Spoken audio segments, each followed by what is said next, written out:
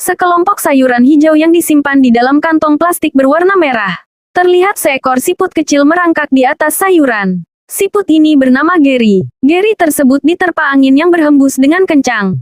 Daun-daun tersebut terlihat bergoyang dengan cepatnya. Siput ini nampaknya sedang kedinginan akibat diterpa angin yang berhembus kencang. Badannya yang semula terlihat licin dan basah kini terlihat kering. Gary berpegang di dedaunan dengan sangat kuat. Apakah dia selamat dengan berpegang di dedaunan? Ataukah diterhempas oleh angin yang berhembus dengan kencang?